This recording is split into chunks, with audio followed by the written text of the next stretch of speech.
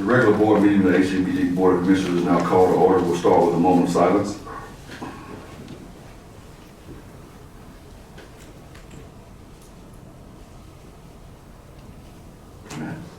All right, roll call. Vice Chairman Todd. Present. Commissioner Lewis. Present. Commissioner Fantastis. Present. Commissioner Hood. All right, we have a quorum. Adoption of the agenda. Mr. Chairman, I make a motion that we adopt the agenda as printed. Second.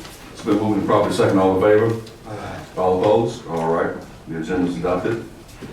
Recognition of HABD Employee of the Month for November 2019. Mr. Lundy. Mr. Chairman, Vice Chairman, Commissioners, we have a employee who's going to be recognized as Employee of the Month. I will have my Vice President of Human Resources, Ms. Jefferson Mitchell, to make the presentation. Ms. Mitchell.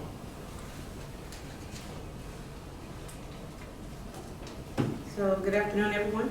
Good afternoon. So James Hawkins is currently employed as a construction inspector at our central office under the Real Estate Development and Capital Improvement Department. He has been with the Housing Authority for 1 year. Mr. Hawkins has consistently demonstrated outstanding work performance and team effort.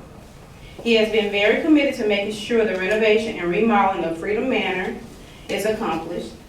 Mr. Hawkins fosters visionary thinking to drive the organization forward with new and artistic ideas.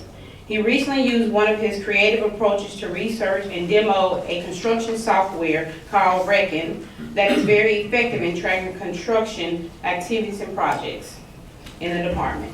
Mr. Hawkins has been effective in saving the agency time and money and increasing program effectiveness. He is recognized for his significant contribution to HABD mission and goals.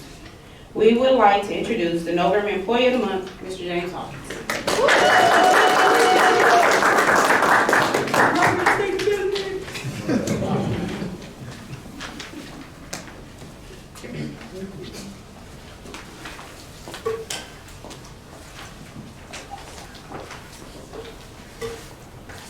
To Commissioner Davis, Chairman and Vice Chairman Dr. Todd, and all those other diocese, the other commissioners, Mr. Lundy, my VP of Real Estate Development, Mr. Corey Starworth, and my supervisor, Mr. Colin McLaurin. I want to thank the HABD staff and family for giving me this honor and being Employee of the Month. I found it quite surprising because I'm just out in the field, and just thank God for opportunity where our agency thanks the employees for their hard work. And again, I just want to say thank you. Mr. Hawkins, if you mind, Mr. Chairman, we certainly appreciate the part where it's saving the agencies some money and you have an effective program. That's too good. That's 2 plus. 1, effective program, and you're saving money. So whatever chemistry that you're using, continue. Yes, sir. All right. Any comments from fellow commissioners? Thank you, Ms. Hawkins. Mr. Hawkins, I like this picture. This photograph of you. Oh, Really sticking out your chest, Oh. or are you just pulling your stomach? Good work. Let me just say, Ms. Hawkins is an excellent employee, and he has what I call eagle eyes. So he doesn't miss anything that the contractors miss. He doesn't miss any of that. He's done a fabulous job on the oversight of the renovation there at Freedom Manor. Excellent. Okay.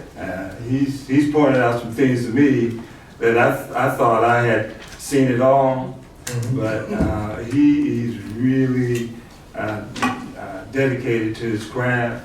He brings a lot of added value to the agency.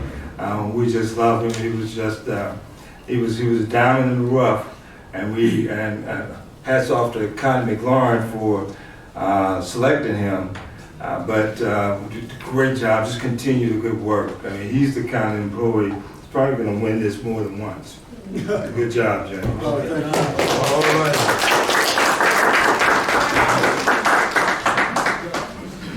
All right, approval of the minutes for regular meeting August 16, 2019, special meeting September 3rd, 2019, special meeting September 23rd, 2019, and special meeting October 17, 2019. Mr. Chairman, I make a motion that we approve the minutes August the 16th, September the 3rd, special meeting September the 23rd, 2019, and special meeting October the 17th, 2019, and go back to the regular meeting August the 16th, 2017, and special meeting September 3rd, 2019. All right, it's been moved and properly second. All in favor? All opposed? All right, the minutes have been approved. All right, we're down to old business. Old business. Mr. Chairman, I'm gonna start off with about maybe 4 items. Yes, sir. First, I need an update on the Ilden Village, where we are, what phase we're in, and how we're coming over there in Ilden Village. So Illiton, as you know, we completed phase 3 a couple years ago. And we've not brought to the board a plan to complete or to do anything in phase 4 at this point in time. Okay. We are looking at moving forward with a planning grant, which would be a choice neighborhood planning grant in 2020, which would focus on Illiton Village as well as Smithfield Court. One of the residents, I don't know if she made it clear to you as well, about the recreational facility in that area. So that's one of the, so as you know, you probably recall, the gymnasium has been sort of determined to be unsound, structurally unsound. So that's been out of operations for the last 4 or 5 years. I think that was determined during phase 2 or phase 3 of the redevelopment there at Illiton Village. And so we're looking at, as we move forward with a master plan for Illiton Village, we will look at the recreational facilities. At this point in time, I think the only thing that's available would be something that would be not on site but within the community. We had looked at some point putting out an outside, establishing an outside basketball court that residents could use during the summer months. So we are looking at some alternative recreational programs that we can implement at Illiton Village. Of course, we have the community center there. This is very small. This is a very small space, but there's some activities that occur in that community center. I hope that we can consider doing what we did also over in Mark Village, look at something on that magnitude. I am just leery during this period in time which we're living to have a recreational activity on outside shooting basketball where the supervision is not as closely watched. And so I know that's something that in the past I could have said, yeah, we go out there and do that. But times are different now. And I'm looking for have some those kids inside where they can be supervised, that we can control pretty much what goes on. Okay. The other thing, the recreational status. Now we talked about it last time. The committee was supposed to come back and share what activities that they're supposed to be having, ongoing activities inside and outside. I don't think that came back to the board yet. So what we will do, Mr. Vice Chairman, Okay. we'll have a report next month. The supervisor of the community centers out at this point in time. Okay. But we will have a written and a oral report prepared for the board in December. And I But apologize. we have done a number of things we've done in terms of the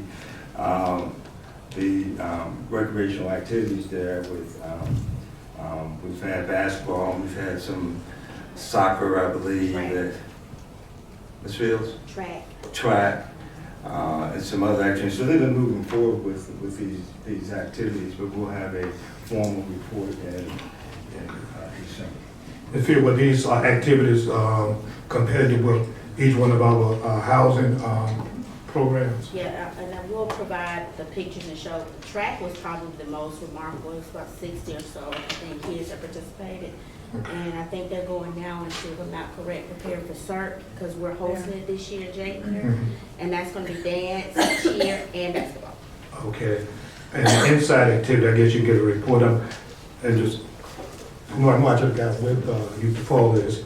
But the inside activities also been supposed to be, and also brought before the tutorial, things like that, what's going on after school. And also, have we lengthened the time for our residents to have an opportunity to get a quality time in the facility? So I will ask one of my staff, maybe Mr. Turner, maybe can elaborate just a little bit on the community centers in terms of some of the tutorial programs and the length of time during, particularly during the summer months, that typically we will extend the hours of the community center for kids and family members to participate. Okay, finally, Brother Chairman. And we can give you a formal report in December. Okay. Also, Kimbrough Home, where are we at in terms of making sure that the heating systems are in place like they're going to be? So we're moving forward, and we've had a couple, as to be expected, a couple of snafus with the contractor, but we've worked them all out. I know I have Mr. Starworth and Mr. McLaurin here who probably could give a more specific update as to where we are. I see Mr. Starworth shaking his head, so I don't know if that means he would like to speak or we would like Mr. McLaurin to speak.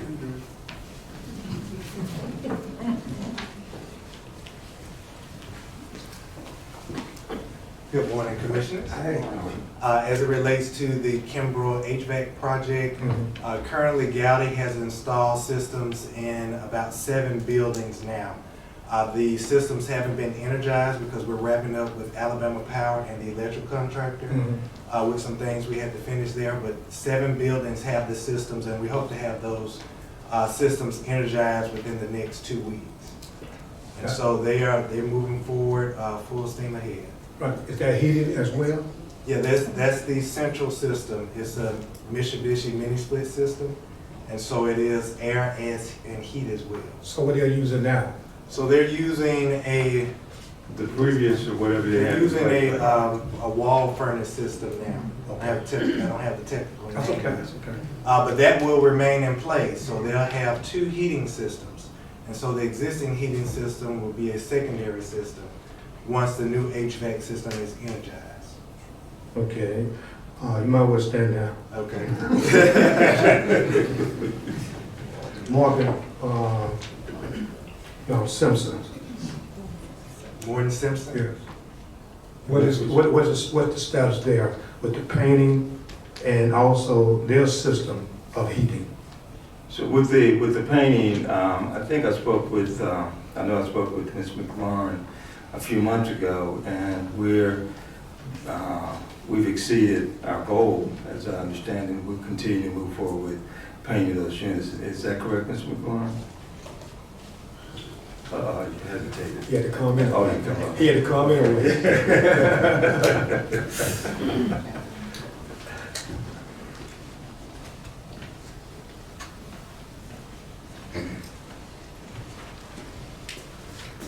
First time for everything, I guess. Yes, it is. Good afternoon, everyone. And on Martin Simpson, the circular painting is still in process, ongoing process.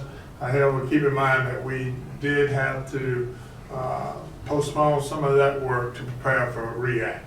Oh, And now we're back in full stride with our circular paint as well as our modification to the kitchen and installing the tub surround. And we've done approximately 15 tub surround. Okay. And at last count, it was about 25 units that had this circular paint. okay. Did we also have a discussion about the water heaters in that facility too? Well, as you know, or you may not know, Commissioner, the water heater for Martin Simpson is one gigantic water heater at the end.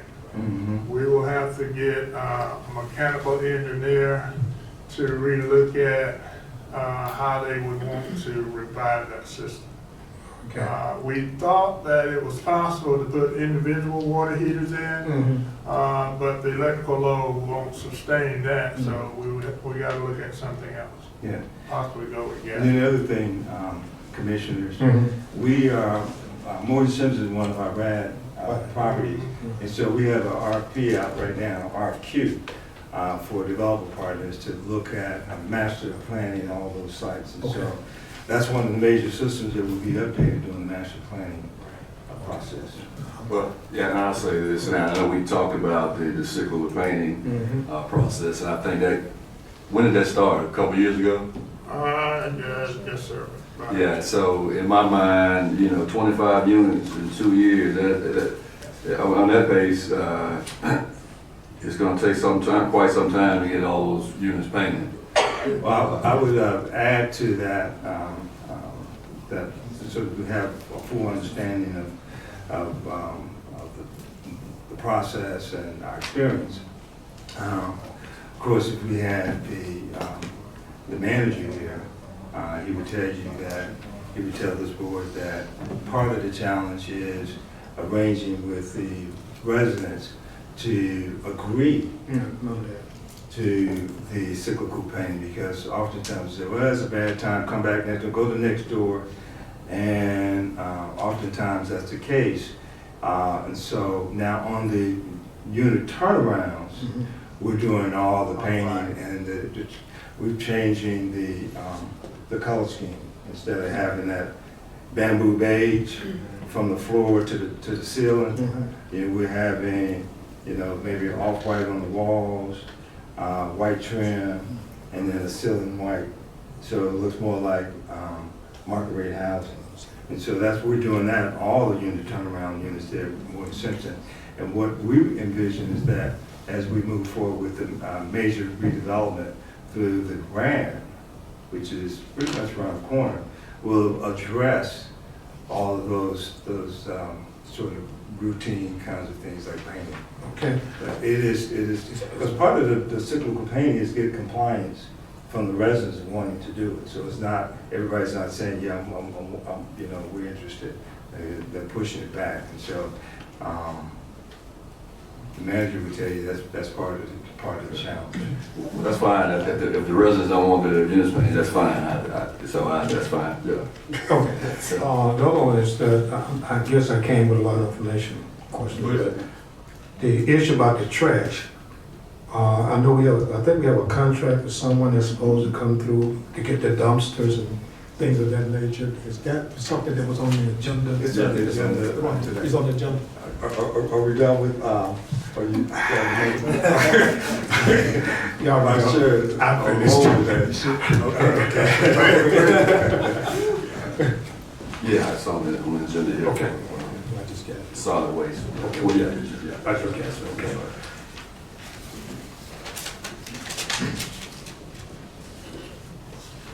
That's right. Okay, all right. Any other old business that we need to discuss? Old business? All right, what about new business? I got some new business. Yes, sir. Take it out. On this housing authority of the Birmingham district, on this letterhead that we have, I know that we still got the former commissioners on there. You think we can get that changed over and put the right commissioners on here now? Oh, okay, I'm only going by like the chairman said, yesterday to me, I'm only going what I'm seeing. Okay, today, okay, that's my new business, I go through the process. Yeah, it's hard to control every, I know, everything. oh, we all right, don't let that bug you. All right, one of the things that I wanted to discuss, I know as a board, we are looking into maybe changing our meeting day. It seems to me the consensus is Thursdays are better than Mondays. And so if that's the case, then we need to look at changing our bylaws to reflect that the correct meeting day will be on Thursdays. If that's the consensus of this board, what I would like to do is I would like to entertain a motion to move our meeting days to Thursdays instead of Mondays. And once we have a resolution approval, then we can look into changing our bylaws. Any discussion concerning the day change? Now, keep in mind, if down the road, a year from now, we want to change it back, we can do that as well. So, but I think it would probably be prudent for us to, if we're going to be meeting on Thursdays on a regular basis, then go ahead and change the bylaws to reflect the correct meeting day. That makes sense. Mr. Chairman, I make a motion that we move regular board meeting to on Thursday at 12 o'clock. It's out at 2.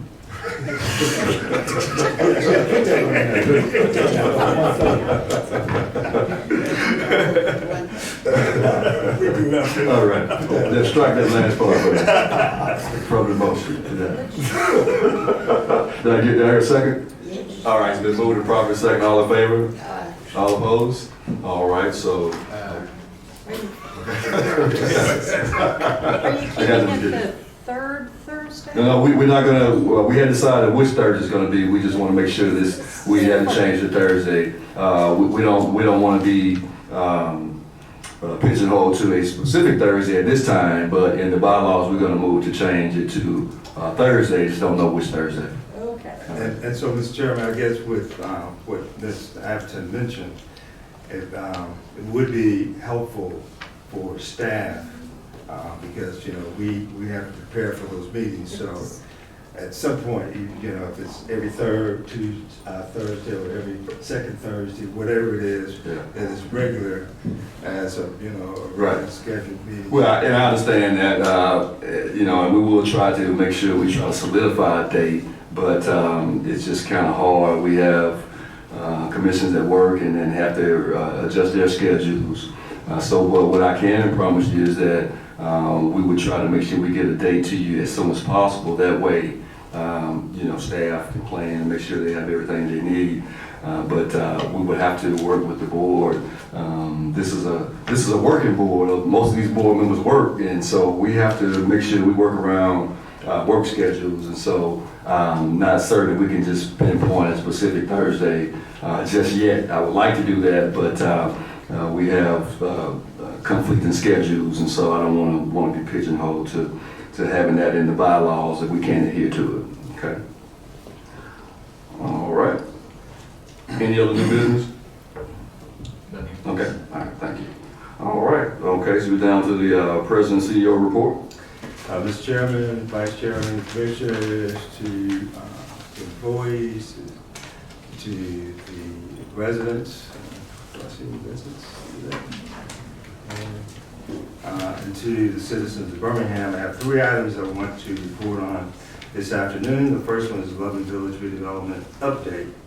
And as you are aware, HABD and its developer partner, Holland Development, LLC, completed the first phase off-site of 120 units last summer, summer 2018. This phase is located at Oxmoor, Community Oxmoor on City Drive. The new name of this phase is the Park at City Drive. This low-income tax rate property is comparable, as you well know, to the amenities found in market rate housing property in the community of Oxmoor. We're very proud to have this as part of our portfolio. Some of the amenities that we have in this site are as follows. Open floor plans, irregular roof lines. What I mean by that is that it's not typical what you've seen in public housing for many, many years, where you just have one building with one roof line, and you can easily identify those buildings as assisted housing or public housing. So they're sort of staggered, and they look more like market rate townhouse type of apartments.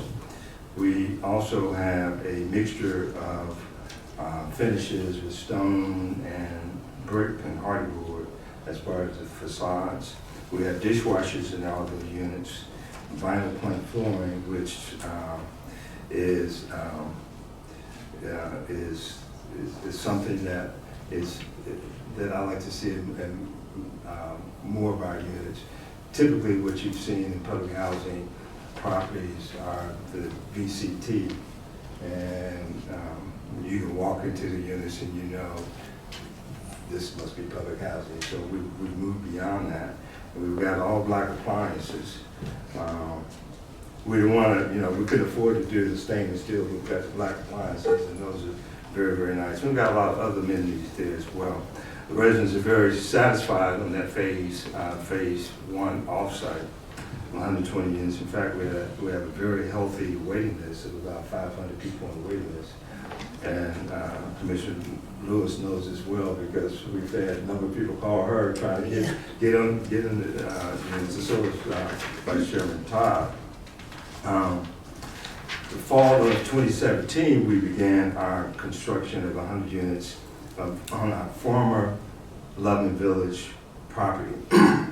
And there we have these spacious apartments, 1, 2, and 3 bedroom apartments that are beautifully designed with architectural elements from the Titusville community. And what we've done, we've taken elements from the historic Titusville community of the porches and roof lines and windows, and we've incorporated those into the development. And so it looks like the community.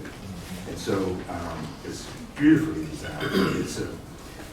I thought that when we finished the Park at Sydney, that was going to be the standard. It was being hard to surpass that, but I think we've done that on the Village of Titusville.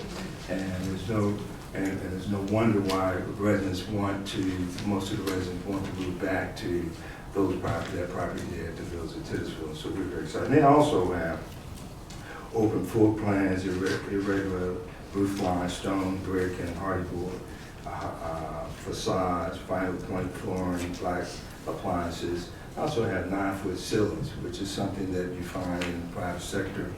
And we have a lot of people waiting. I didn't get a chance to check on the waiting list. We've got a long waiting list to get into those units as well.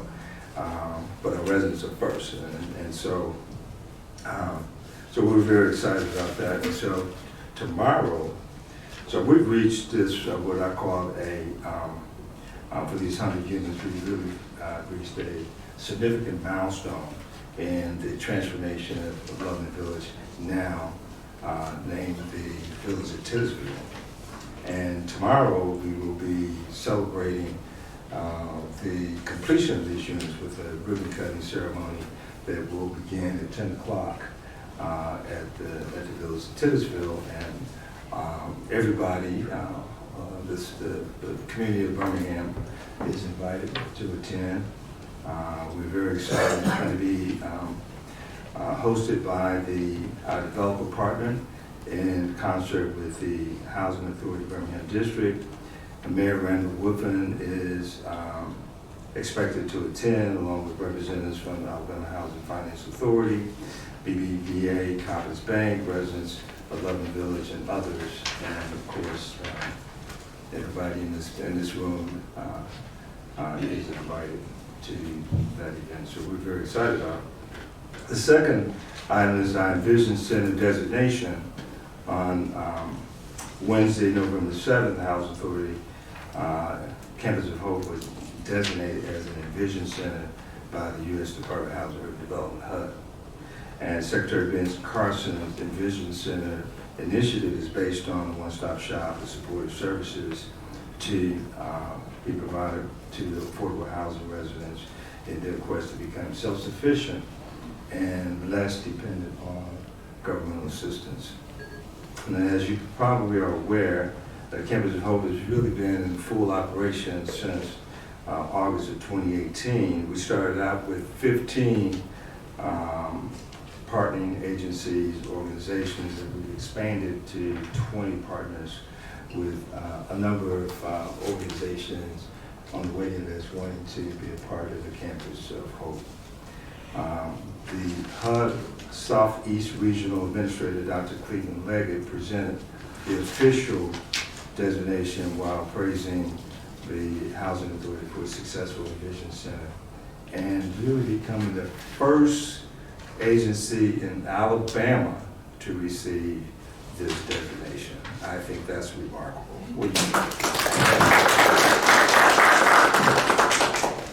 Also in attendance was the regional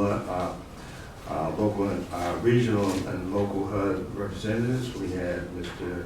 Calvin Datcher, Director of External Governmental Affairs from the City of Birmingham, Chairman Davis, Vice Chairman Todd, Commissioner Pantassis, and the Campus of Hope partners and staff and residents. The event was also honored with a parade performed by the Woodlawn High School Marching Colonels, and they did a phenomenal job. It was a lot of fun. It kind of got us going. I got kind of lost in the moment, as they say. I thought I was part of the band.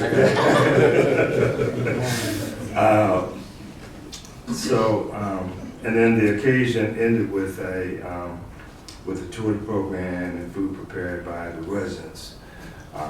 There were students from the Boston State food preparation class, which is representatives from the culinary program at Boston State. And you know, it was interesting, I met a young lady who graduated from the food preparation. And one of the goals, the major goal, is for people to move up and out and to get jobs. And so I met a young lady, she's president of Southtown Court. And she was so excited. She had her food jacket on, and the hat and everything. And she said, Mr. Lundy, I just got hired as the manager of the Waffle House. I said, well, that's great. I said, well, you let me know which Waffle House you're managing. I'm gonna go over there and have some waffles. But really, that's the intent of the program, is to move people to a place beyond affordable housing as we now know it. So we're just very excited to be designated. The last item I wanted to share was the special recognitions and awards that we received over the last few months. So since our last regular scheduled board meeting, we've received several outstanding acknowledgements, and they are as follows. In August of 2019, staff attended the annual conference of the Alabama Associated Housing Redevelopment Authority, which is called ARA, and received an award for best practices for our annual fundraising event with the employees for the Naomi H. Truman Scholarship Foundation. What that is, every year we have a luncheon, all the employees, and so it's a nice place. We have a theme. I think last year we had the Roaring 20s, everybody dressed up with the Roaring 20 outfits and that sort of thing. Had a good time. We had one of the scholarship recipients come to speak. And then we had some entertainment. It was a lot of fun. But we raised over $50,000, and we've been doing this for 3 or 4 straight years. And so we received this award from ARA because for our best practice of our employees actually giving back to the community that they serve. And so I'd just like to give a round of applause to our employees for what you do. And the other, so that was they're the ones that walk away with all the awards. So they put 2 awards in one. Gave us 2 recognitions in one. So the second one had to do with our home ownership program. We got recognized for the tremendous job that we're doing in terms of home ownership. We have over 200 families in the pipeline for home ownership in the Housing Authority Birmingham District. And through Ms. Abrams' efforts, we have, there's been 6 families that have purchased homes over the last year, so that's phenomenal, isn't it? That's great. So we got that award. And then there was another award that we got from our, was the 2019 Administrative Employee of the Year. And guess who got that? It was Miss Alicia Bibbs.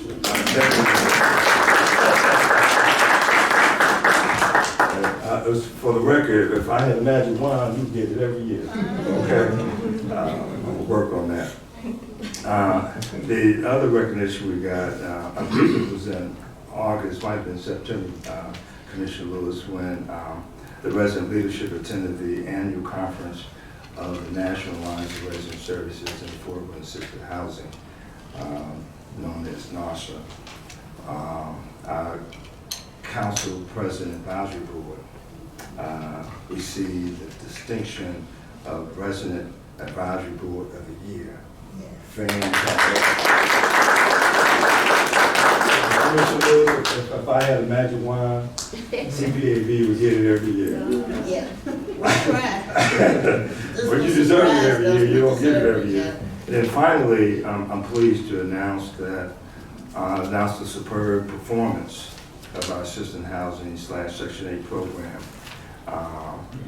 on November the 7th. It was the same day of, I believe, of the event, or was it the day after the event? HABD received an official notice from HUD that the Housing Authority had been designated as a high performer in its assistant housing program, and with a perfect score of 100%. Get much better than that. Get much better than that. But next year we're gonna strive for those extra points. They got extra points. You know, just raise the bar a little high. But 100% doesn't get any better than that. So hats off to. I want to publicly recognize Ms. Kanji Drake, Vice President of Assistant Housing. Will you stand, Kanji? I want to recognize her and her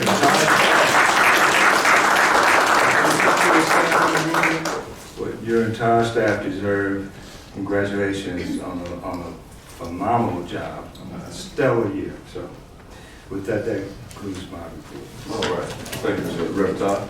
Mr. Chairman, I'd like to take this opportunity to say that I'm very pleased to see such stellar work that has been demonstrated over the past year.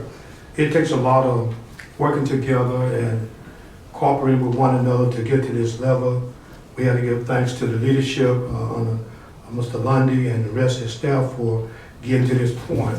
Because since I've been on the board, I've never known us to have 1% in our called the Section 8 program. And here we got this that happened, and we're seeing other stellar award things happening. And I'm just glad to know that I'm working with a staff of people that take this business very serious, because we're talking about people's lives.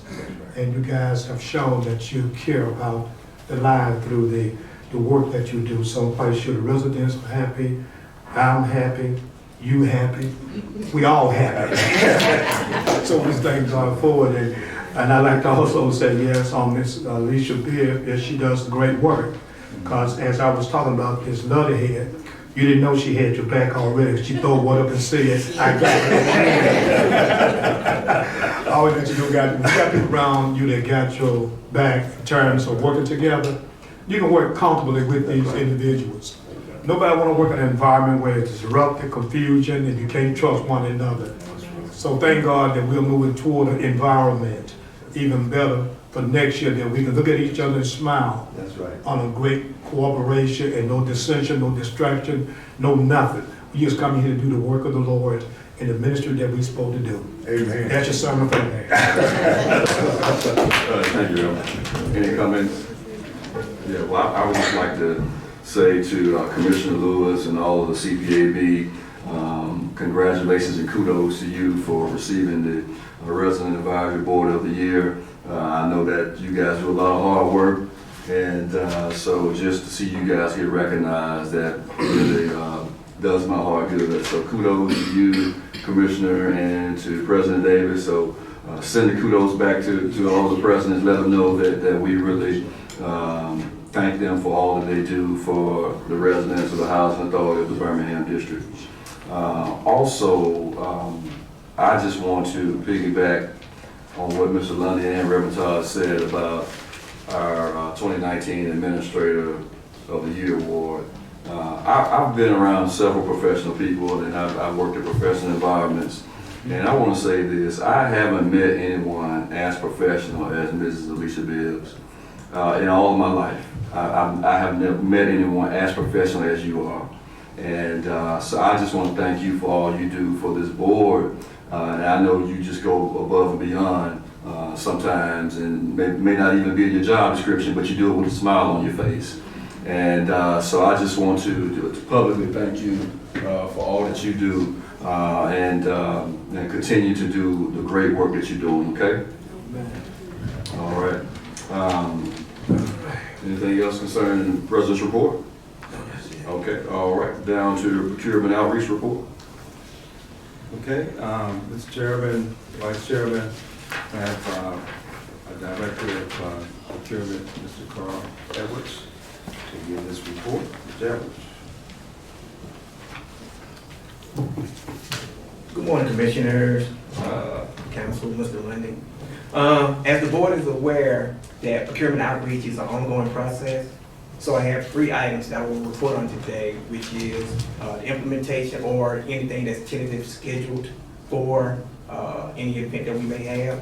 The first one is the procurement office has implemented, as part of the procurement process, a survey system which we use to provide feedback on any issues or concerns that any vendors may have in the procurement process, so we can address those and make, any kind of adjustments that we need to make. Also, we like to make sure that if we're doing business with anybody, that there's no issues that we need to find or correct to make sure that everything, that the process goes smooth. Secondly, in December, we'll be doing a part 2 of the vendor blitz that we did in July. Okay. The vendor blitz that we did in July, I felt like was a good start to what we're doing. The part 2 will be us doing how to submit a proper proposal bid with those vendors that attended the program. The event would be like business owners coming back that were at the first blitz, and just, we're going to walk them through the process of how to do paperwork, documentation, forms, all the items that we normally have in our bid packages or proposal packages that we can kind of walk them through and have them see how the process is done and correct anything that we need to correct. The next thing is we're going to do a bigger event in January. In January, we're going to do doing business with HABD. And what we're going to do with that is we're going to try to partner with city officials or any city entities that may want to do this program with us, and have this big collaborative type event where the vendors can come out and see how to do business with either us, City of Birmingham, Jefferson County, Water Works Board. We're just going to try to mesh a whole lot of entities together so we can have a good program. And the last thing we're going to do is, as part of that event, is we're going to do or start a vendor mentoring program. And by doing that, we're going to take established businesses that we have on our vendor list and get them with smaller businesses that are like upstart businesses, and see if they can mentor those businesses so they can kind of grow a little bit, teach them how to do business, teach them how to bid on projects, just make them aware of what's going on in the city so they can kind of, take them under their wing and bring them to the point where they need to be brought to. Does the board have any questions? Yes, I know last time we talked about this particular effort, I just got a question on that list. Has been updated since the last time we discussed this matter about allowing new minority business to participate. Have you ever updated list, or is it about the same? Well, when we did the Blitz, we had at least 34 participants that came, and we registered them all and put them in our vendor database. So those vendors were put in, so we have 34 additional new vendors, and those are the ones that we're gonna take and do the part 2 with.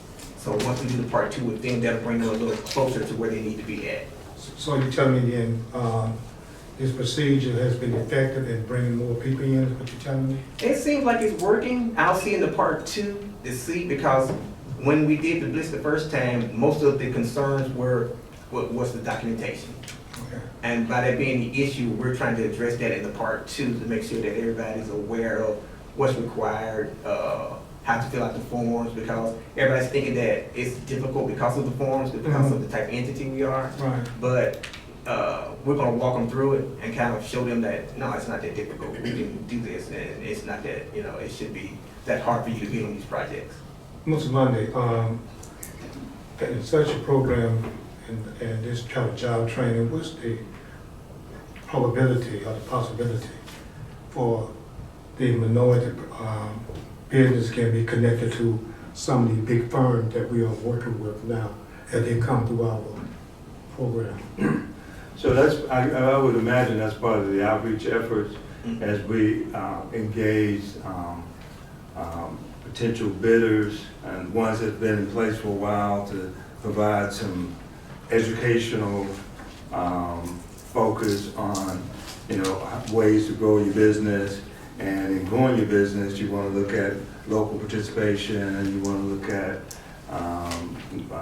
those entities that can fill those gaps that exist, and much of that could be filled by minority participation, but not just only minority participation. Minority participation could be major developer, contractor, but it's about growing your business, understanding how to do business with the government, how to follow procurement policies, that sort of things. It's very rigid. We can't, we have to follow those. And so a lot of it has to do, I believe, with education, just more outreach and more discussion, and encouraging those developers and those contractors out there to be a little bit more creative in including others and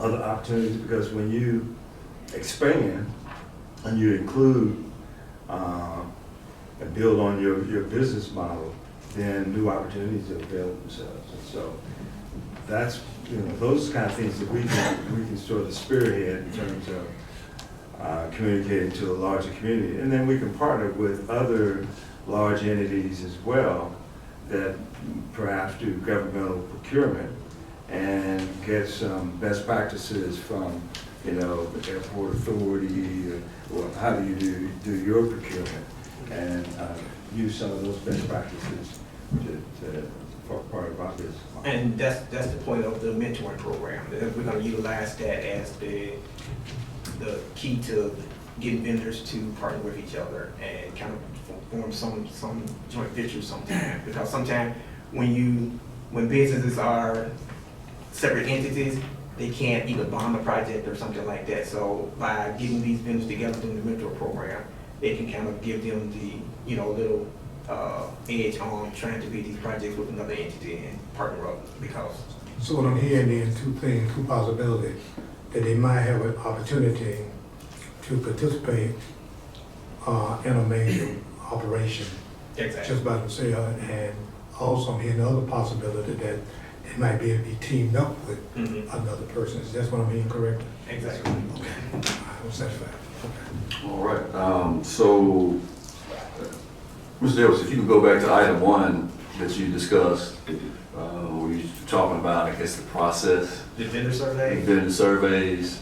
So what is the normal process for a vendor if they do have issues? So how does that work? Do they Did they reach out to you? Did they reach out to someone on your staff? Is there someone else in-house? If there is an issue, a vendor issue, say it's contract, It depends on what the issue is. Most of the time, if it's a contract issue, they will reach out to their contract administrator. okay, I'm like the last part of the process where they may have to come to me if they can't get in touch with their, with the contract administrator.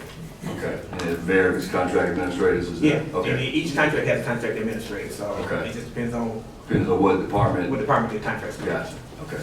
All right, very good. And I think BCIA will be on the agenda for next month, so they will be able to kind of shed a little bit more light on some of the things that they're doing, and they can assist with, you know, finding those minority businesses and that have capacity or ones that need to get more capacity to bid on some of these projects. Thank you, Chair. Okay, so thank you, Mr. All right, thank you, Commissioner. All right, down to our public safety report, Mr. London. Mr. Chairman, Vice Chairman, Commissioners, I have our Public Safety Director, Ms. Ken Foreman, to provide the report. I think you may have a copy of the report in your packet. Good afternoon, Board of Commissioners. Mr. London. Thank you. My name is Ken Foreman, Director of Public Safety. I also have here with me today representatives from the Birmingham Police Department, Sergeant Cleveland, and also Corporal Connor, and Officer Long.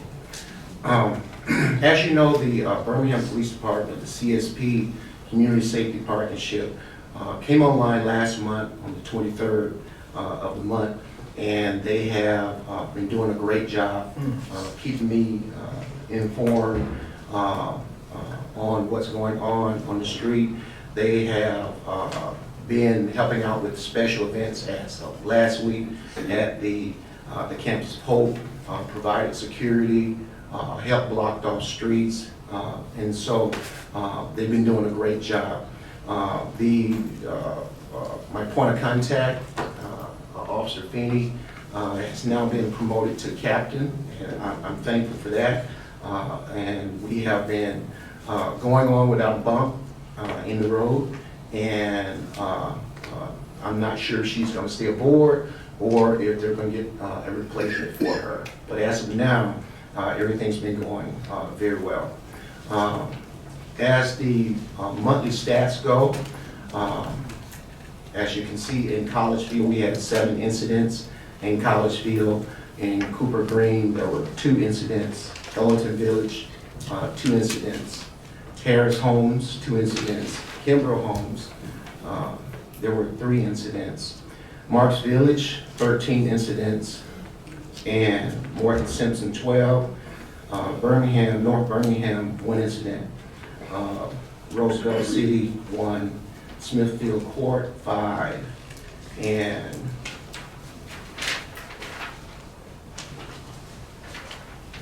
Tom Brown Village, 7 incidents, with a total of 65 incidents. I would like to point out that the CSP has been on board since the 23rd of last month. Some of these incidents that were recorded from stats where local patrol had responded, but I wanted to just make sure that that was clear. In looking at the 3-year stats, the crime trends are actually on a downward trend in the last 3 years, so we're looking really good with that. I wanted to point that out.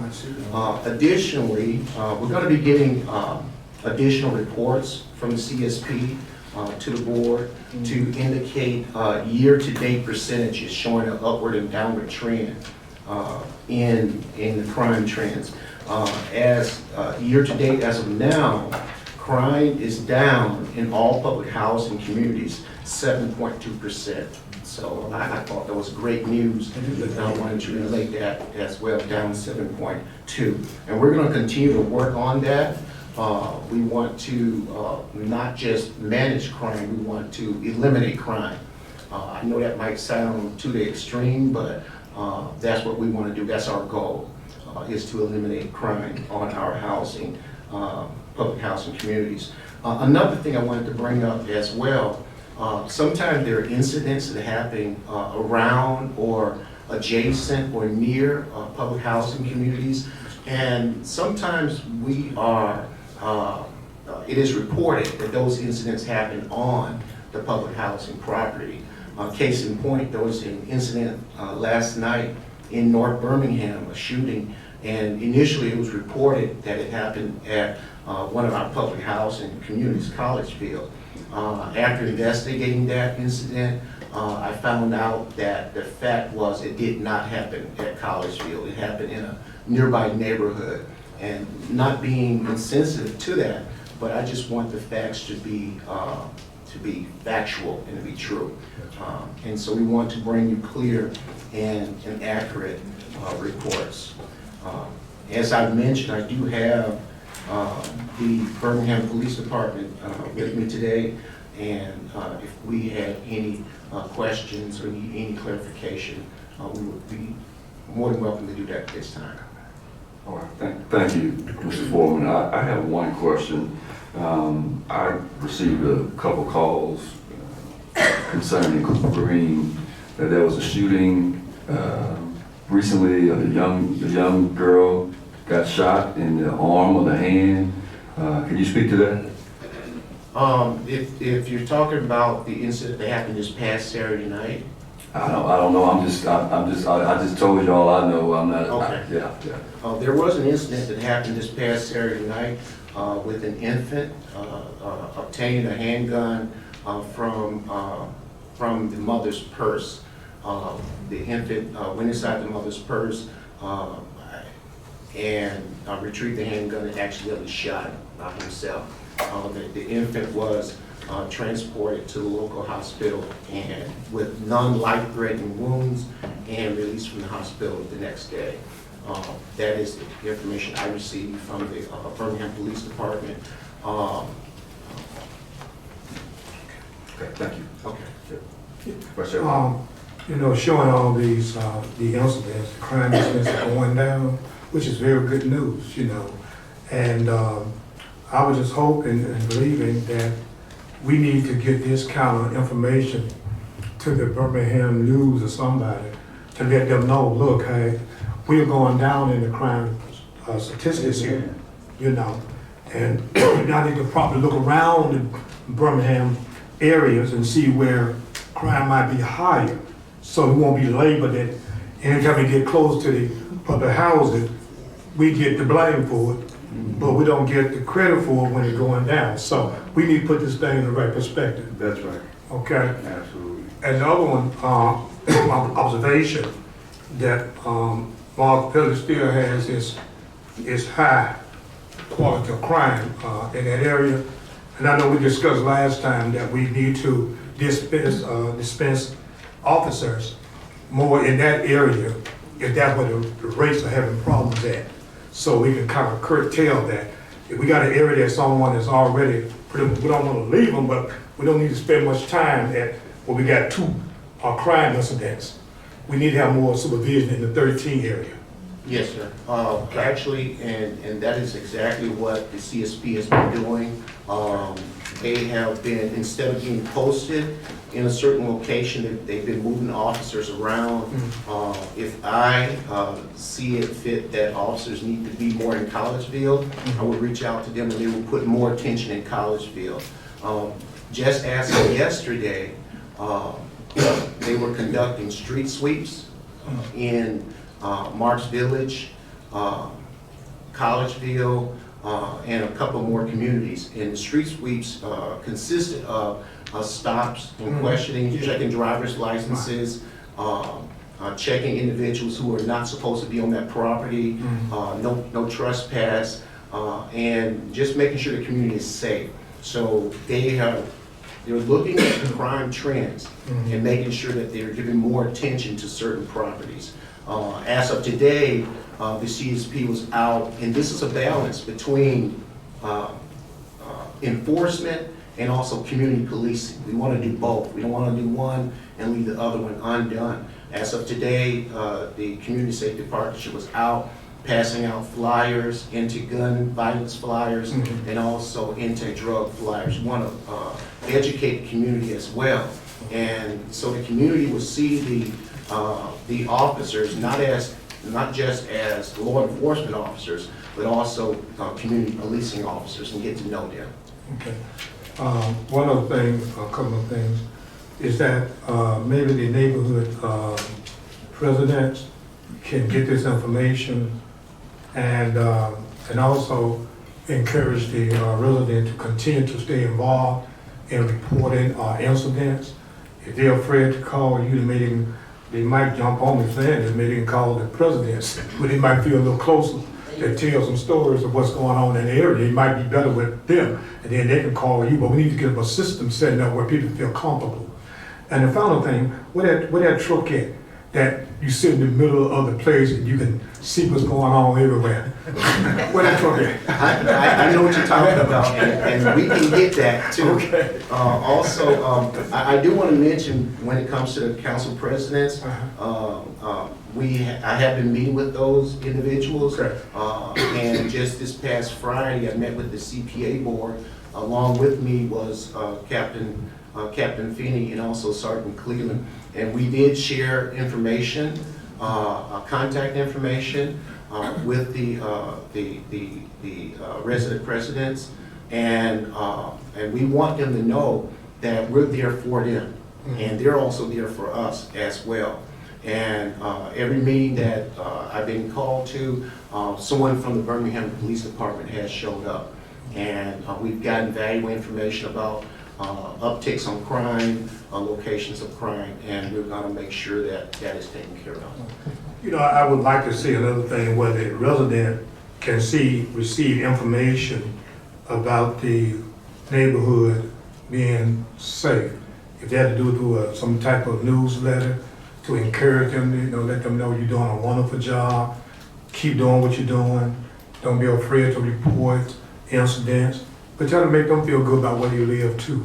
We can build them up.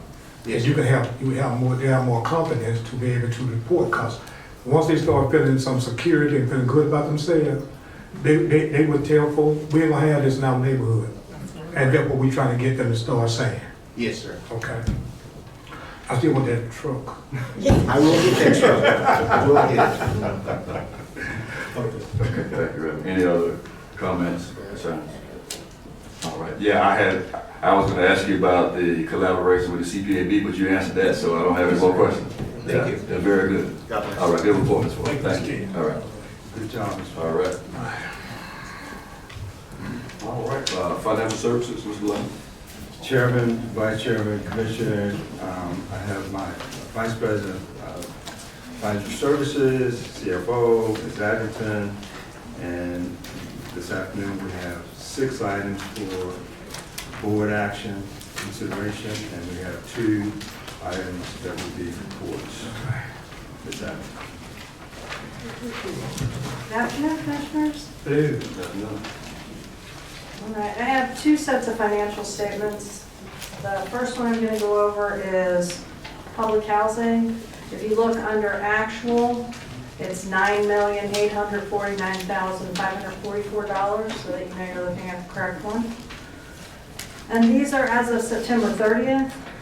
And if there's anything that's out by more than 10%, I may give you an explanation on why. The first one that is out is resident participation funds. As of September 30th, we have not had any resident councils ask us for our resident participation funds. Number 2, gas is under budget. It's under budget because it just started to get cold.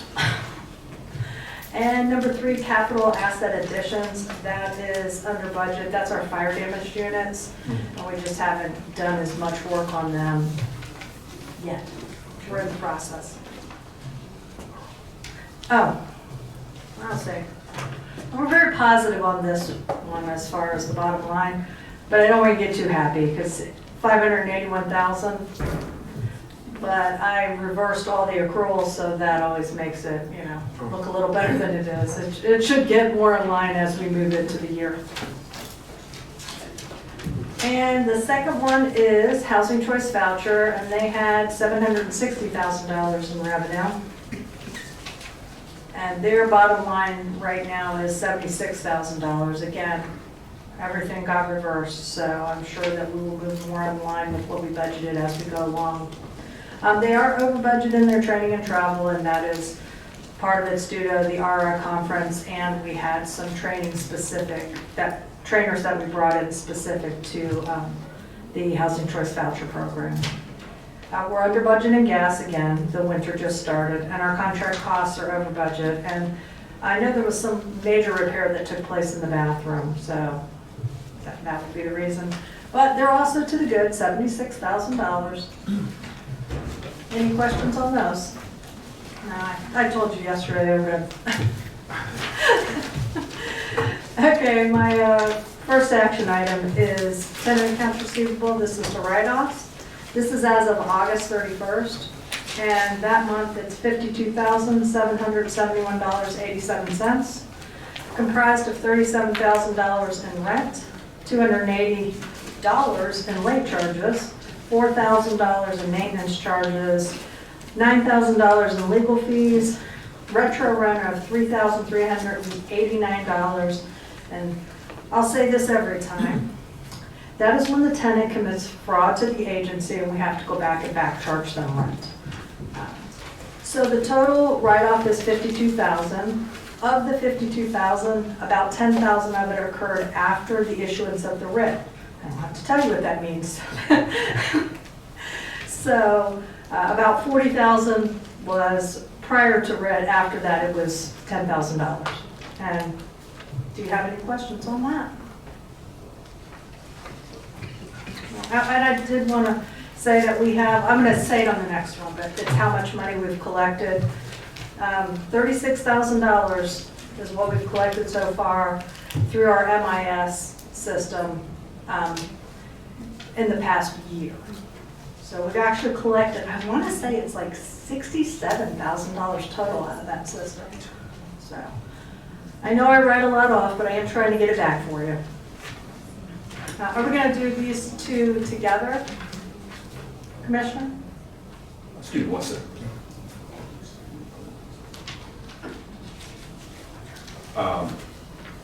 Do you want me to stop and do the, or do both? Hold on one second, we just want to make sure we get the correct information. Okay. Yeah, we can do it separate. We'll do it separate. Okay. So we have approval for charge offs period ending August 31st, 2019. That's what you just went over, correct? Yes. All right, if I can entertain a motion to approve the charge offs for a period ending August 31st, 2019. I'll make a motion that we approve the charge off in September 30th. Okay, moving proper second, all in favor? All opposed? All right, that was approved. Thank you. The next item is through September 30th, 2019. This is for $51,662.08. Of that amount, $31,284 is rent, $60 is late fees, $6,645 maintenance charges, $8,400 in legal fees. Again, there was retro rent of $6,530.80, and that is where the tenant committed fraud to the agency. And of the $51,000, $11,500 was after the writ was issued, charges that occurred. Okay. And one more thing, I know we discussed this committee, but I just want to make sure that we, moving forward, that we are clear.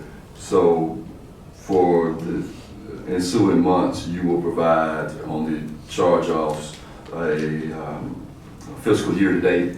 Yes. Okay, all right. Okay, all right, very good. I'll continue to give you this page, and Okay. then we'll have another report that'll have, so you can compare 3 months of this year to the 3 months of last year. Gotcha. Okay? Thank you. All right. Mr. Chairman, before you entertain the motion, Yes, sir.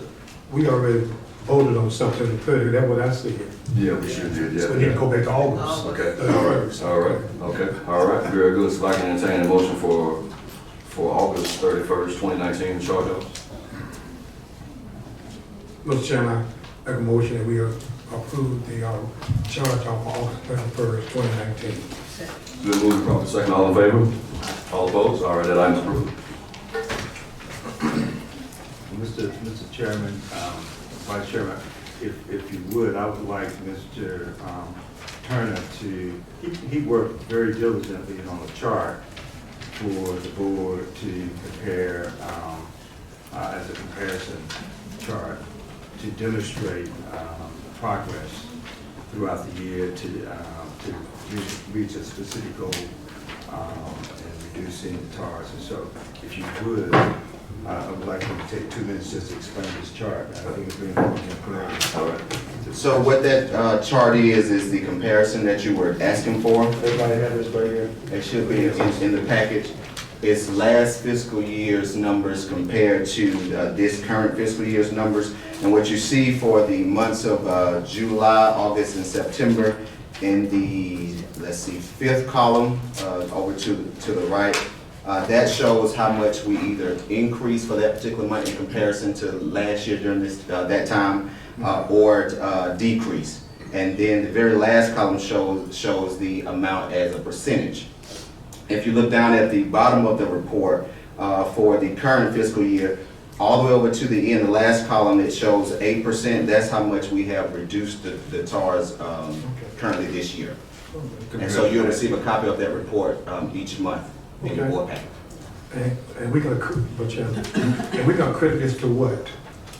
For this reduction? So to number one, and help me if I miss something, eliminating the late fees. We have worked in partnership, of course, with the Jefferson County Sheriff Department. They are more timely with the set outs, and of course, holding staff more accountable with ensuring that the eviction files are submitted timely. Okay. All right. And also using our own maintenance staff to assist in the set out. Okay.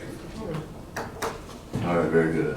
Thank you. And that's fantastic for the residents, because every charge, we don't have to charge them. I don't have to try to recoup, we don't have to write it off, but it also doesn't follow them. Because I'm dealing with them on the other side when they go back to us, and I'm sad by that. All right, we're down to item number 4. Approval of award projects, receive project-based vouchers. Yes. Okay, Commissioners, before you is the approval to award the project-based vouchers. And these are, okay, so I'm going to give you a little base. We have actually 5,700 vouchers, so we could award up to 20%. We're nowhere near that amount, so we could be at 1,000 and be okay. So this is to award them out into the community, specific communities that will go along with our RAD properties, Tom Brown, Tom Brown, North Birmingham, Collegeville, and Marks Village. So that's how they kind of got their points. Somebody asked about the proximity to the school zones. That's, if you're in those school zones, you would have gotten, I'm not going to call them bonus points, but you would have gotten some points. So we had 8 firms that submitted. 4 of them made it in the competitive range. The competitive range, 70 points or above. We recommend awarding it to all 4 of those that made the competitive range. They are the Woodlawn Foundation, the cottages on Georgia Road at 91 points. Presswick Companies, which is the Hill Evergreen neighborhood, which is 74 points. The YWCA downtown, 74 points. And Surlis Foundation Legacy at Fountain Heights, 74 points. The amount that they're requesting, Woodlawn Foundation is asking for 8 vouchers, Presswick is asking for 150 vouchers, YWCA is asking for 50 vouchers, and Surlis is asking for 120 vouchers. So total about 328 vouchers. And again, we could go to 1,000, we would still be okay. Do you have any questions? I did have you asked about one minority firm. I have one minority firm. They did not make the competitive range. Okay. And I know we had a discussion in the committee meeting concerning this matter. I do have some concerns moving forward. My first concern is that we just got the information on yesterday, so we hadn't had a chance to to really vet these companies. Secondarily, the other member of the Financial Services Committee is not here, and he has not had a chance to weigh in on this, nor has he had a chance to review it. And I know that Attorney Pantazis, I know you knew, you just got this information, and so I have some hesitancy moving forward. At this time, I would like to allow a little bit more time for us to vet these companies. To take a step further, what I would like is I would like to get a copy of each entity that submitted a bid, and I would like to get a copy of their information and their proposal packet. So, Mr. Chairman, I would add, as you know, this is not a regularly scheduled board meeting, which the regular schedule would have been Monday, which would have been a little bit more time. But that's one of the things with staff having to get information out in a turnaround, so it's a little bit of a disadvantage. But we try to get it out as quickly as possible. Certainly understand your concerns, but just wanted just to express that staff is working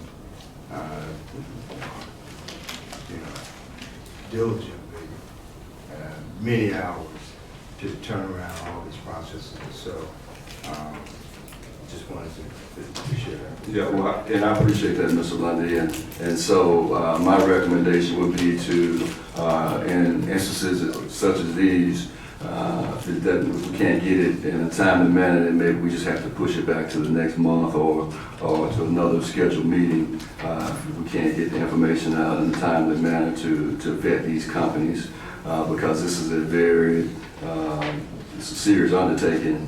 And for me, personally, I work in the development space, so I have to be careful that there are not any conflicts with who I do business with. And so that's another barrier for me, that I have to do my own vetting process to make sure that there are no conflicts of interest for myself. Yeah. Mr. Chairman, I don't think there's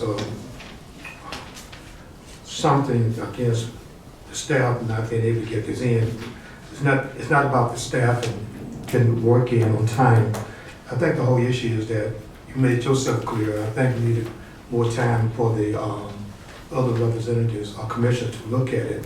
So that's the only thing that I see the reason for this. I think the staff do an excellent job anyway. I get information to it. Yeah, well, so no knock on the staff, on every, getting the information a day before the board meeting, that's not sufficient enough time. Oh, I agree. And so there's no knock on the staff. I'm not knocking the staff, and I don't want this to be conveyed as taking a shot at the staff. My concern is that we need more time to review these proposals, and so that's all I'm saying is, if we don't have the time, then we just push it back. Yeah. What you proposing to the next meeting, or? Yeah. I'm proposing that we just entertain a motion to table this item to the next scheduled board meeting.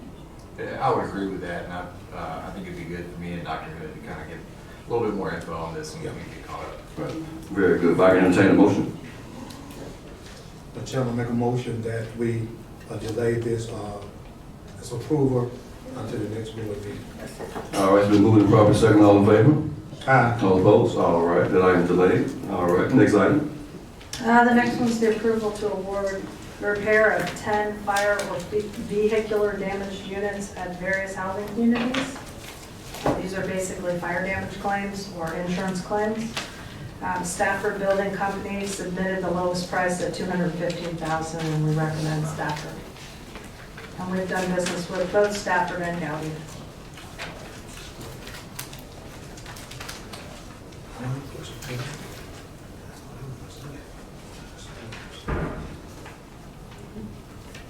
Any questions? Stafford Building Company, have they done business with the Housing Authority previously? Yes, I believe they were the firm that built the 2 replacement units at Marks Village. Okay, and how was their performance? Quite No. excellent. Okay.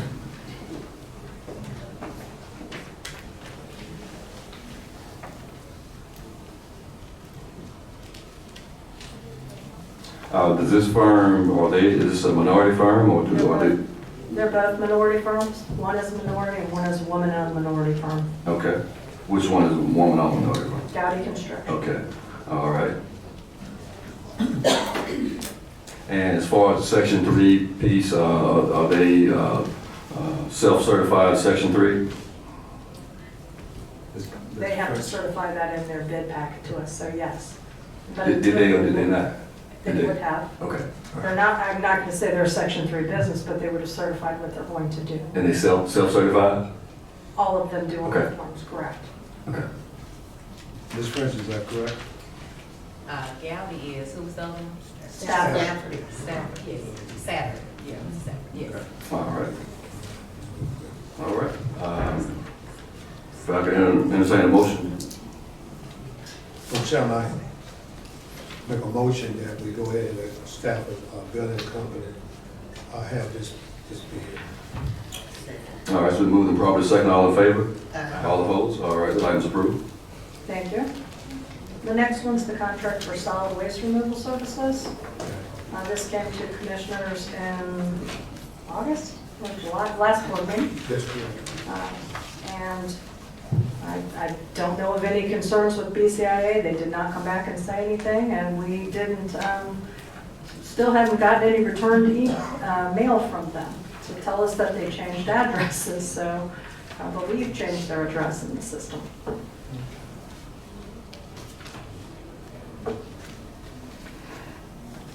All right, and so this is the approval for the solid waste removal services. That is correct. Is it reptile? Could someone give me a little history on this, Republic Services. This will be our standard trash pickup, the actual dumpsters. I'm talking on the company We've been doing business with Republic for as long, if we didn't do it with Republic, it was BFI prior to that. So for a long time, we've been doing business with So Republic. personally, you comfortable with this particular? They are not my garbage service at home, but I don't think I've heard of any issues. And they pick up central office fairly regular, so. Okay. So I get the committee who submitted this, they also comfortable with it because of the bid, I understand. This was based on price, but they could have been ixnayed for having failed to do their service to us. Now, you know I can go with that bid. Yes. So they were not eliminated because of their prior service with us.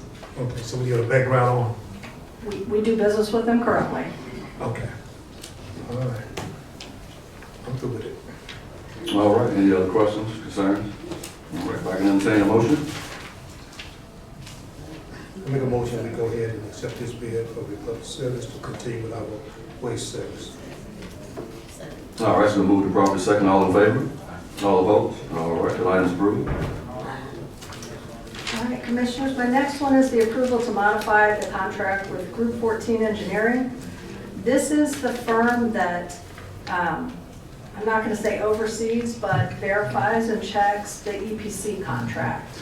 So this is very, very important, and it's about $50,000 less than the EPC contractor would have charged us.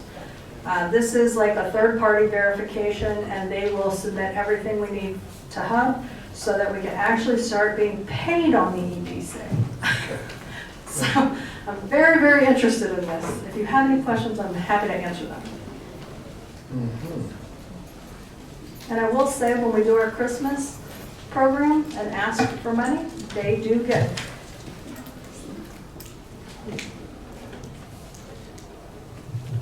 On the energy performance contract, has all the work been completed? No.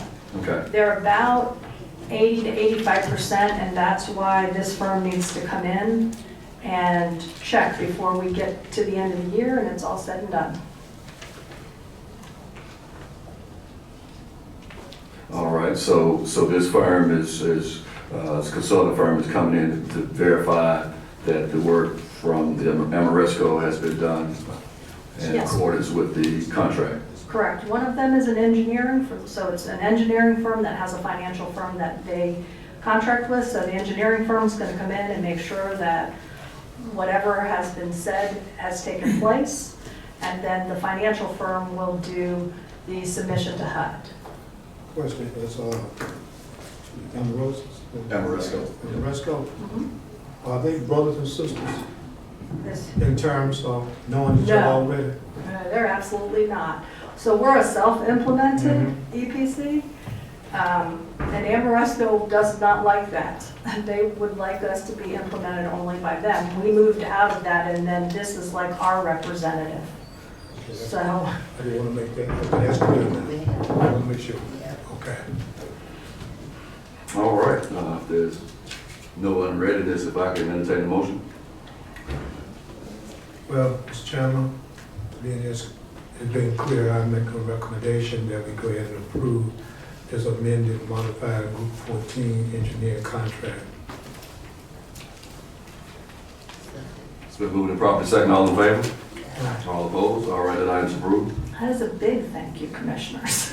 Well, Yeah, you explained what I wanted to make sure that they really are separate entities and they really don't have no cooperation with one another. No, they don't. They're That's all I need to know. And you get that. My Okay. final one is the presumptive score for 2019. So the agency, it's either going to be an 83 or an 84. I'm not sure on how they're going to treat London Village, the portion that the tenants were actually living in. So if they ixnay that out because of RAD, well, we should have an 84. If they include it, then we'll have an 83. But I'm just going to give you the ups. So physical inspection, which is how the properties actually look, went up by 7 points. It went from a 26 to a 33. And so that's huge for CJ, for Adrian, for Connie. There was a lot of people. Every property manager, all the maintenance men, if you see them, please tell them how much you appreciate what they've done. I have not known our score to jump like that, I'm gonna say since I've been here. We've increased it, but not 7 points in 1 year. That was fantastic. Financial went up by 3 points, and management went up by 1 point. So we were 72 last year, and we're 83 this year. Of course, we're striving to be a 90. So they did a fantastic job, and I don't want to take that away from them, but some of the reasons that the mass and the financial piece moved so far went up is last year they charged all the RAD sites against us, with the exception of London Village and Freedom Manor. Every other one got charged against us, and they're big 500-unit sites, and it's a weighted average, so it really affected our score. So we were unaffected, and we did fantastic in the physical. And if I could add to Ms. Atherton's report, this is presumptive score, so it's not official. This is what we're projecting based on information that we have.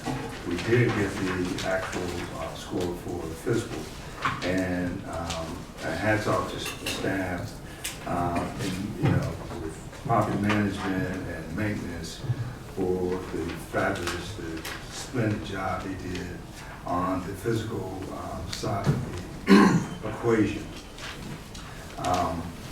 I think Ms. Pearson Fields shared with me that HUD indicated that this score hadn't been, excuse me, it's been 10 years since, 11 years since we had a score this high. So that's phenomenal. It really is. So. Which are we talking about, the overall score? The physical score. Physical, okay.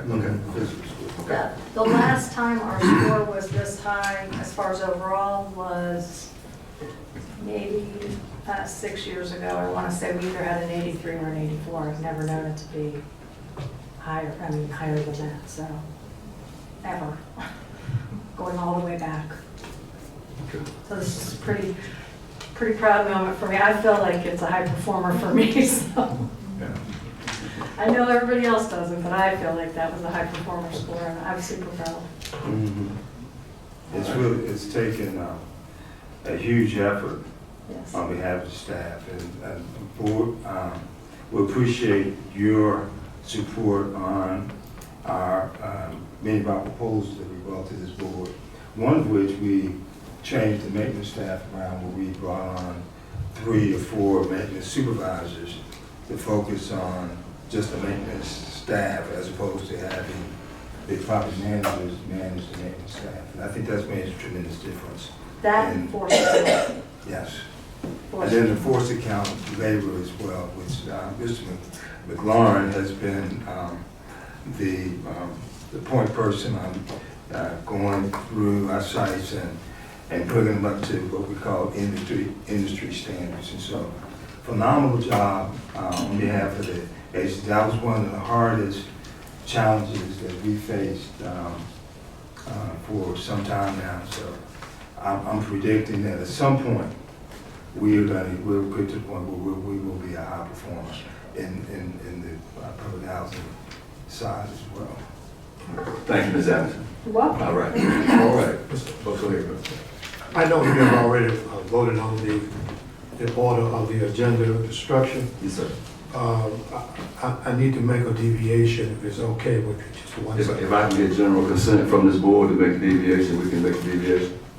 All right, thank you. Very good. Go ahead, Mr. Johnson. I'd like to see in the next meeting that we talk about the environmental issue that we had once talked about in the Carterville to test the soil, to see where we are with that. Okay. All right. All right. Got that note, Mr. London. Okay, all right, very good. All right, assisted housing, section 8. Mr. Chairman, Vice Chairman, Commissioner, we have Kenji Drake, who is my Vice President of Assisted Housing, Section 8. And he shares one item. Ms. Drake. All right.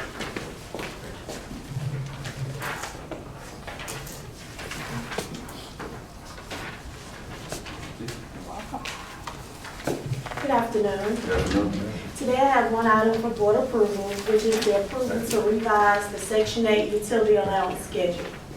Based on Regulation 24 CFR 982.517, HUD requires all PHAs to review their utility allowance schedule at least annually, and they require an update for any utility category if there is a 10% or more change in that utility rate since the last revision. Our last study was performed in November of 2018. Since the last evaluation, there has been one change of at least 10% or greater and one new addition. I've provided for you a chart in the actual request for board action, and this chart depicts the percentages in each category that has changed. So if you take your attention to the board action, you can see that the utility, propane, gas, it changed negative 14%, meaning the cost for propane went down 14%. And that is the only one with at least 14%, 10% change. But also, you will see at the very bottom, center point garbage advanced disposal is new on the schedule this time. The paper that Ms. Addington has got on my behalf, this is a utility difference from the prior utility allowance schedule, and that's the difference that that is reflected in the new 2020 utility allowance schedule. We have 4 unit types, which is apartments, duplex, high-rise, and single family. On the chart, you will see the old propane cost, and then you'll see new propane. So those are the differences. The utility allowance went down for propane. Are there any questions? Mr. Chairman, I guess when I missed something while I was trying to read this at the same time. Is this is a HUD regulation that we need to adhere to, or something we just want to do? Yes, sir. HUD requires you to change any utility category that changes at least 10%.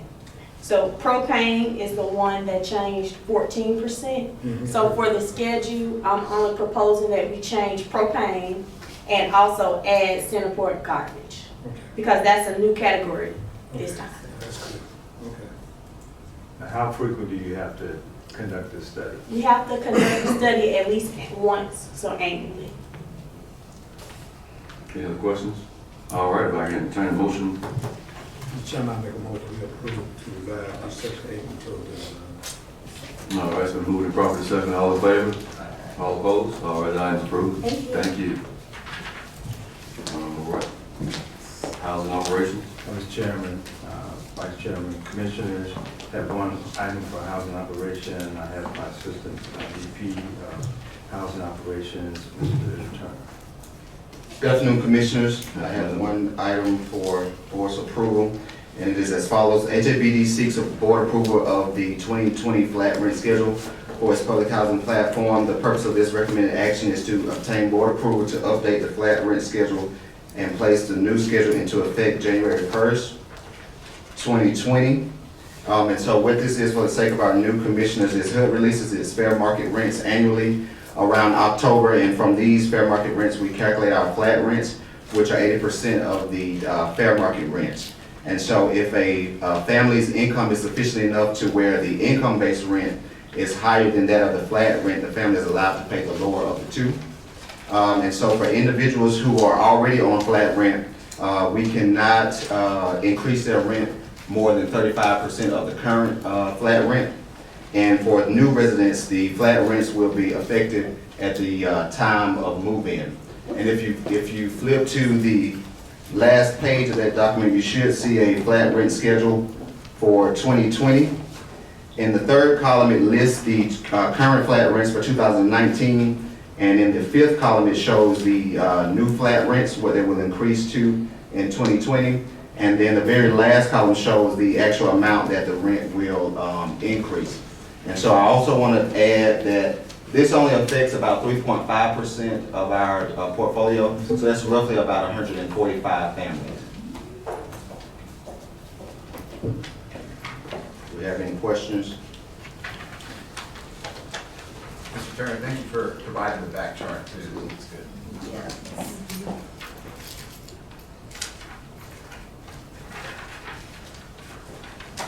Any questions?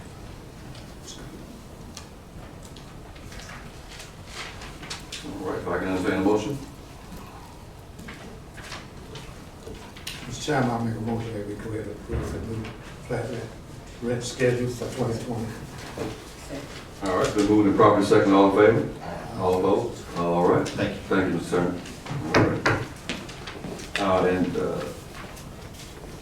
Mr. London wanted to provide an update for the Woodlawn Foundation project. Mr. Yes, London, still wants- sure, Okay. yes. Yeah, go ahead. I would like for That's my order, but that's on the agenda. So, Mr. Lundy did reach out to me before the meeting started to place that on the agenda. So if I can get general consent to allow Mr. Starward for a couple minutes to discuss the Woodlawn Foundation project. Okay, go ahead. It's fine.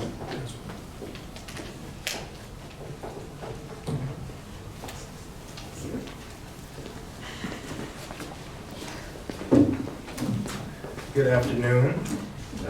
I will be brief. As you know, this past summer I presented to the board about HABD's partnership with NCRC to construct affordable homes throughout the city of Birmingham. And at that time, we had identified a piece of property in the Woodlawn neighborhood off of Georgia Road. And so since then, we have developed an actual master plan for the site that you see there, which will consist of 11 townhomes that are around about 1,200 square feet. There are 3 bedrooms and 2.5 baths.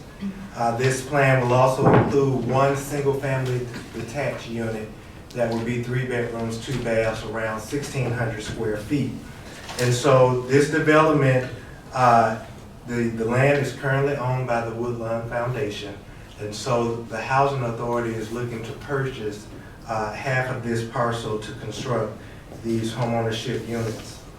Since then, we've had several partners to come on board, and we've been able to leverage funding from those partners. So not only NCRC, but also Alabama Power has committed to providing energy efficient components to each one of these homeownership units, and that will include some of their smart technology. That's included in a subdivision off of in Ross Bridge, called Reynolds Landing. So that's a model smart community there.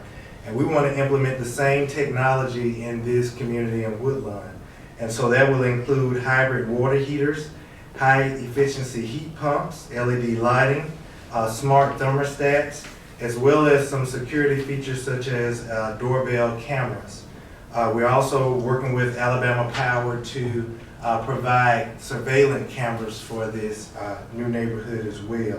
And so for Alabama Power's contribution, it totals around over $100,000.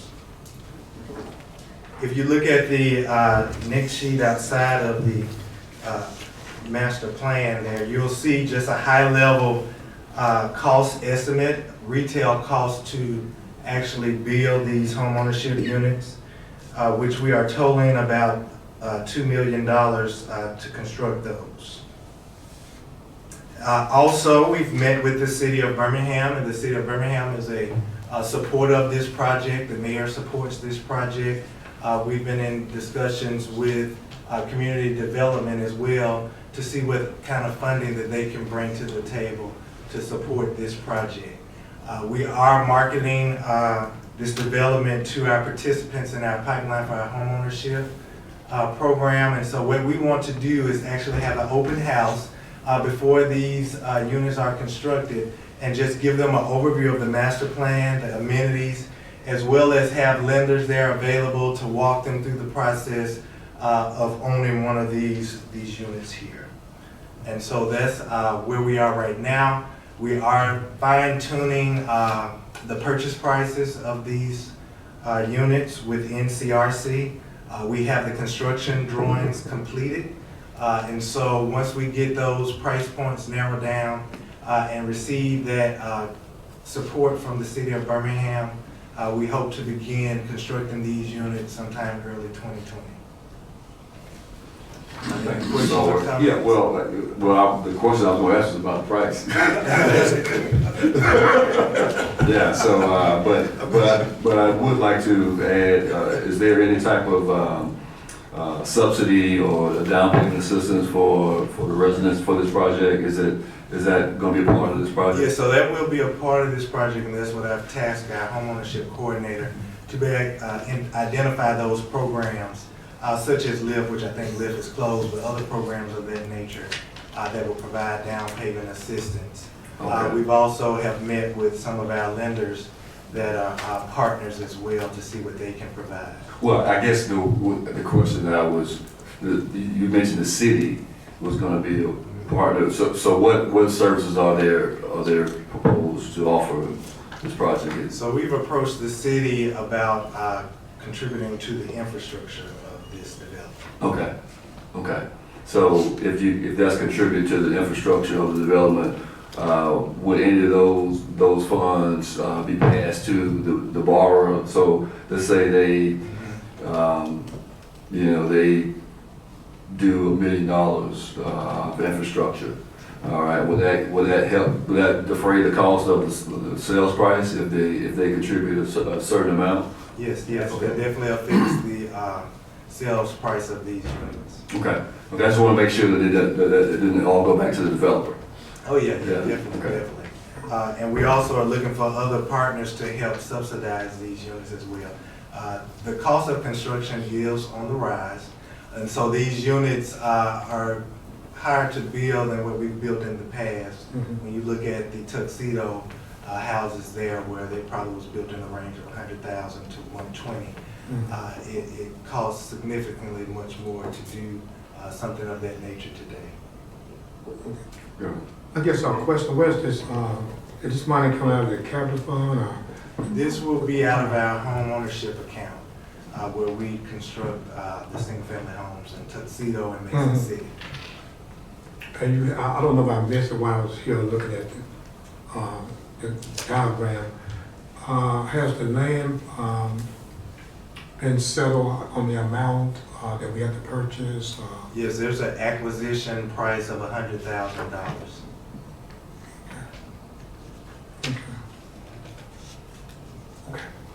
Okay, and so can you give us a timeline as far as moving forward? What are the next steps?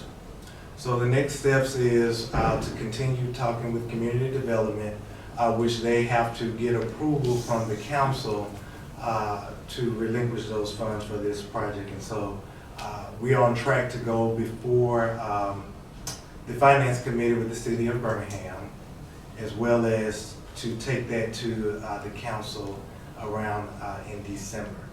So this is With our partners, which would be the Woodlawn Foundation as well.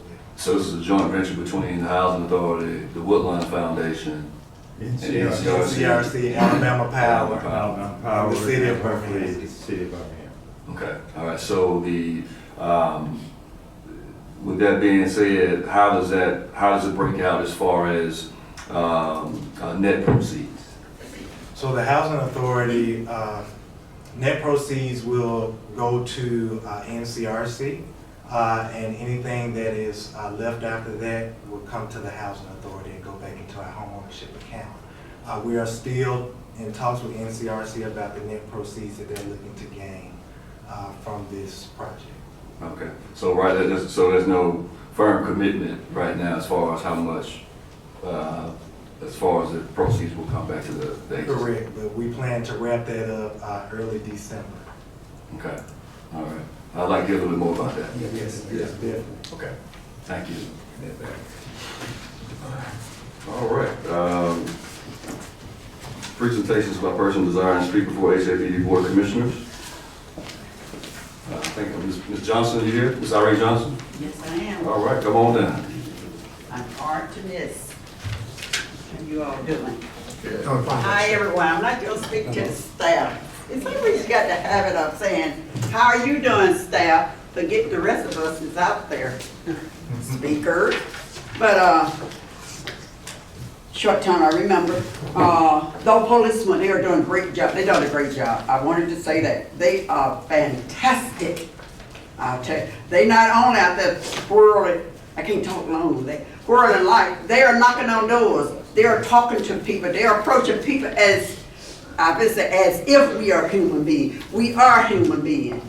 But they are approaching us as men and women, not degrading them. I love that. And he was so right when he said, unite the small contractors so that they could get contracts too. You're on target with that. And Mr. Cardell, Commissioner Cardell, you're on target too. And Commissioner, you all ask the questions. You're not just voting off on something time to put in your face. I always had a problem with that. And I got a problem with being threatened. If I don't do this, if I don't sue you again, you'll do this. You don't do that. If you don't approve a thing, don't threaten someone to do it. Don't be threatened to do it. And if I agree to not to sue you again, that means that I can let you walk over me all you want to and never say a word. Walk all over where I live and never say a word. That's not right. That's why I'm here today. And this is the first time I've been out in quite a while. I've been sick, but when I heard that, when he brought that back to me, I do not go for it. And the garbage people, they're doing a good job, but they can improve. When they empty the big old dumpster, stuff come up on the top. And when they let it back down, that stuff hangs over bags and things. I don't know how. They could probably pick it up again and hit the thing and make it go back in there. If it hit the ground, they leave it there. But that's little stuff. And I wish I would get this package before I get here. I can't read that fast. Can't even see that good no more. The cataract surgery supposed to did this good. Looked like it did me bad. But if I don't know what's in here when I get here. I hear things. And stop giving everything to the leaders. Leaders, you're not trying to reach the leaders. You're trying to reach the people, the residents. Talk to us. I'm guilty of it. I'm the president of the neighborhood.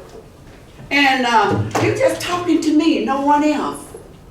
And all the other people have no idea what information that I got. Because every time I print something, I helped to purchase Go the ahead. cartridges, Go ahead. the paper, and all of this. We are leaders, but we are to what they call, I told all of you anyway, I don't have an education, so y'all get the wrong word, you figure out what it is. We have to try to get this information out to these people, and you print it on your printer, you buying your cartridges, you buying your paper. If you're not a special person, you don't get help, especially with a mouth like mine. You all know about it. Now, people come to me and ask me questions. Oh yeah, I want to say this about your scores. This is very important. I love the scores you get. But our keys to our unit, they need to be put in a safe where only certain one can get those keys. I don't have no problem with temp service. I don't have no problem with new people coming to work. If I leave my unit for an hour and 45 minutes and leave a $50 bill on that thing for the person to repair my computer, that person has not come yet with my computer. When I get back, it's gone. And that's not the first time. Residents are complaining about theft in their apartment like this.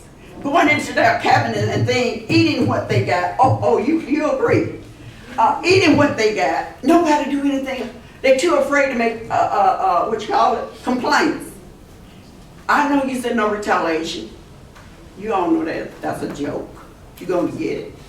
And so, you got to hear the people. And I want to see board, I know you got site operation that come from our executive director.